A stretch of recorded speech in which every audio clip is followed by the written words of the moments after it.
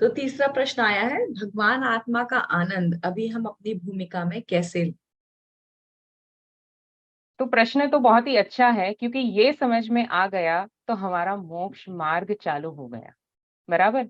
तो हमें यदि भगवान आत्मा का आनंद लेना है, तो पहले जो बताया कि बाहर सुख खोजना बंद कर, मैं ये सब प्रयत्नों से इस विपरीत पुरुषार्थ से सुखी हो जाऊंगा, ऐसी पहले तो कल्पना उसे दूर ही रखना चाहिए।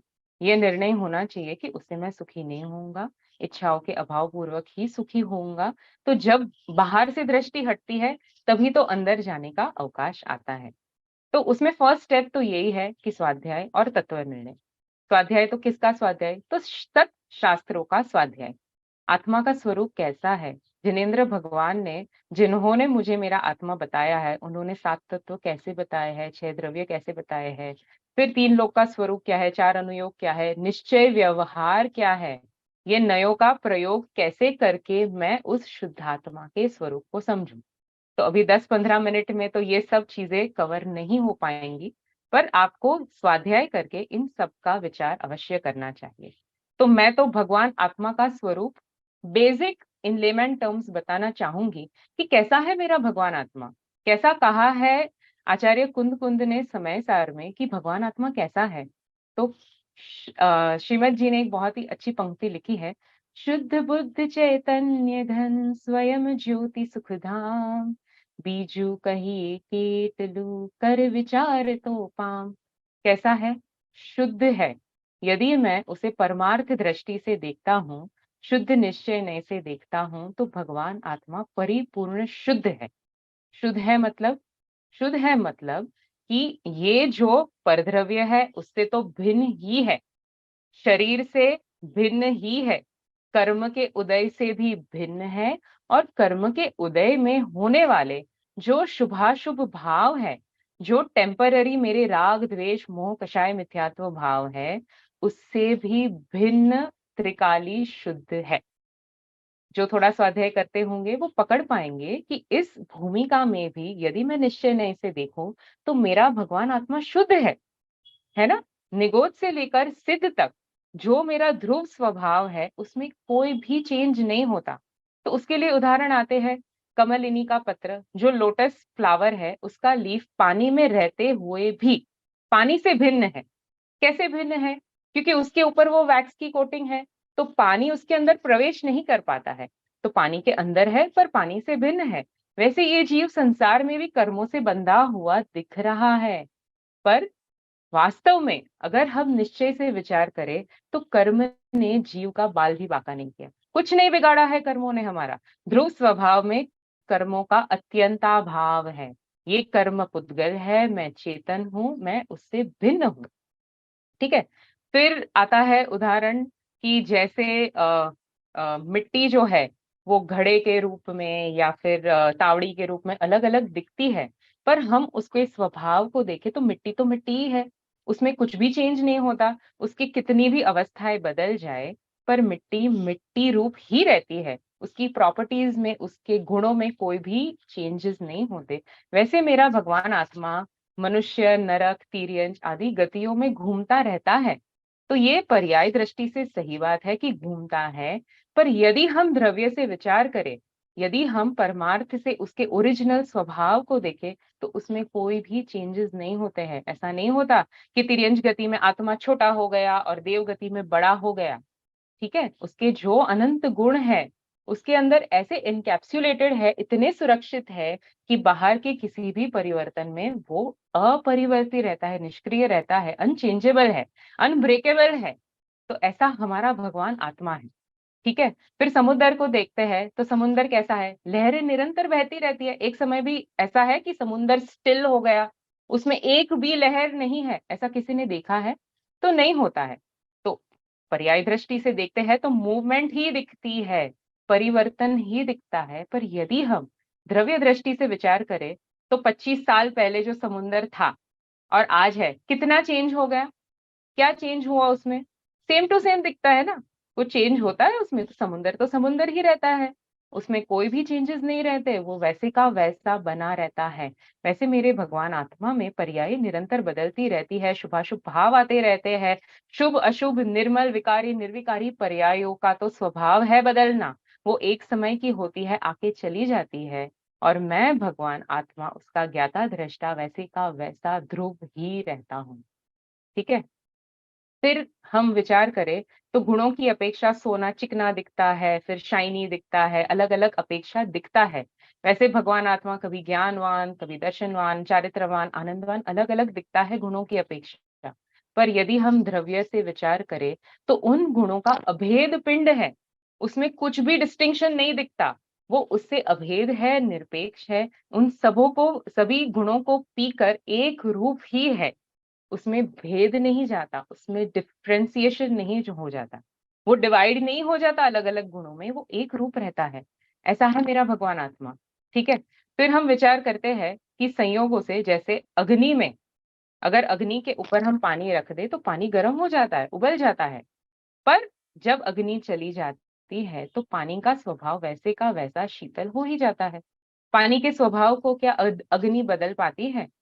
तो टेम्पररी चेंजेस दिखते हैं पर होते नहीं है। हमें दिखता है कि पानी गर्म है पर उसका स्वभाव कभी भी नहीं बदलता। वैसे ही ये कर्मों के उदय में जीव में विकार दिखता है, जीव में मोहराग द्वेष दिखते हैं, ये परिणाम दिखते हैं, पुण्य पाप के भाव दिखते हैं, शुभाशुभ राग दिखते हैं। परंतु जीव का जो शाश्वत त्रिकाणी ध्रुव स्वभाव है, जब कर्म हट जाते हैं तो वही रह जाता है। तो ये जब हम द्रव्य दृष्टि से अनुभव करते हैं तो मेरा भगवान आत्मा शुद्ध है, बुद्ध है, चैतन्य घन है, और स्वयं ज्योति सुख धाम है। उसका सुख उसके अंदर अपने आप से प्रकट होता है। मुझे किसी और की आवश्यकता नहीं है, निमित्त की आवश्यकता नहीं है, कहीं जाने की आवश्यकता नहीं है, क्योंकि मैं स्वयं ही सुख रूप हूँ। दीपक को प्रकट होने के लिए, मतलब दीपक को लाइट होने के लिए किसी और दीपक की आवश्यकता है? वो दीपक तो अपने ही लाइट से प्रकाशित है ना। क्या हमें कैंडल को देखने के लिए किसी और कैंडल को जलाना पड़ता है? नहीं जलाना पड़ता, क्योंकि कैंडल ही अपने आप को प्रकाशित करती है। वैसे मेरा भगवान आत्मा अपने ज्ञान प्रकाश से स्वयं प्रकाशित है। मुझे किसी और निमित्त की आवश्यकता नहीं है, मुझे इंद्रियों की आवश्यकता नहीं है, देवशास्त्र गुरु की आवश्यकता नहीं है कि मैं उसके ही आश्रय से अपने आत्मा को जानूं। मैं स्वयं अपने आप ही अपने आप को जान सकता हूँ। तो ये सब चर्चा समयसार जी वगैरह शास्त्र में आती है। जब हम तत्व निर्णय पूर्वक ये समझते हैं कि ऐसा अद्भुत चमत्कारी अलौकिक मेरा स्वरूप है, मैं स्वयं ही परमात्मा स्वरूप हूँ, मुझे परमात्मा बनने के लिए कहीं जाना नहीं है, किसी और के पर मैं डिपेंडेंट नहीं हूँ। तब ये निराकुल बाधा रहित शाश्वत परिपूर्ण और स्वाधीन सुख प्रकट होता है। और ये जो सुख है वो कहीं और से नहीं आया, क्योंकि मैं ही सुख स्वभावी हूँ। ये अपने ही अतीन्द्रिय ज्ञान और आनंद से सुख प्रकट हुआ है। तो ये सुख सच्चा है। और कब तक रहता है? सिद्ध भगवान कब तक सुखी रहते हैं? तो अनंतानंत काल रहिए यो अनंता अनंत काल, है ना। अभी कभी वो संसार में आकर दुखी नहीं होंगे। तो जब हमें ये विश्वास हो जाता है कि मेरा स्वभाव भी सिद्ध समान ही परम शुद्ध है, अभी पर्याय में ये जो सब होते रहता है उससे भी द्रव्य स्वभाव निरपेक्ष है, अनअफेक्टेड है, और अभी के अभी सुख स्वभावी है, ऐसा अंदर से कॉन्फिडेंस आना चाहिए। प्रॉब्लम क्या है? कॉन्फिडेंस नहीं आता है। ज्ञानी जीव ने कहा, सबका सुनते हैं, पढ़ते हैं, पर तत्व निर्णय पूर्वक मुझे वो कॉन्फिडेंस नहीं आता है कि ये अंदर सुख स्वभाव भरा पड़ा है। इसलिए तो मेरा पुरुषार्थ अभी तक बाहर ही जा रहा है ना। तो जितना जितना हम अपने स्वभाव में अंदर अंदर तत्व विचार पूर्वक, चिंतन मनन पूर्वक हम सोचते हैं कि मेरा सुख मुझे यहाँ से मिलेगा, मेरी अनुभूति मुझे यहाँ से मिलेगी, यहाँ से मेरा सर्व कार्य की साधना हो जाएगी, मुझे किसी और चीज की आवश्यकता नहीं पड़ेगी, ऐसा जब हमें विश्वास हो जाता है तो मैं अनंत सुखी हो जाता हूँ। इस ही भूमिका में आत्मानुभव करता हूँ। तो आत्मानुभव करने के लिए मुझे बाह्य त्याग की जरूरत नहीं है। ये बात तो सबको समझ ही लेनी चाहिए कि मैं सब कुछ छोड़ छाड़ के जंगल में जाऊंगा तभी मुझे होगा, ऐसा नहीं है। गृहस्थ की भूमिका में, अभी इस मिथ्यात्व की भूमिका में ही जो भी आपकी परिस्थिति है उसमें भी आप आत्मा का आनंद ले सकते हो। कैसे ले सकते हो? तो इस प्रकार आत्मा को जानकर, उसका श्रद्धान करके।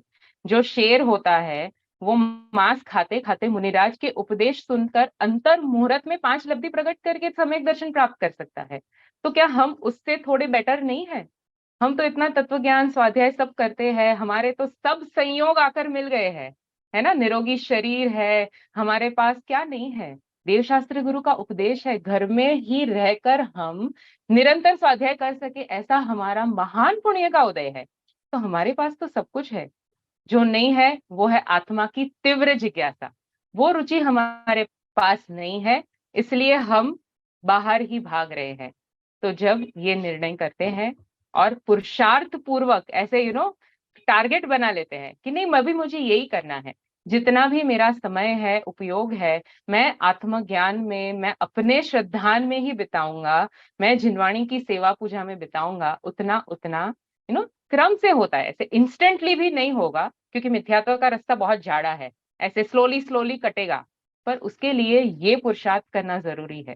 पुरुषार्थ के नाम पर दया, दान, व्रत, उपवास वो भी करो, नो प्रॉब्लम।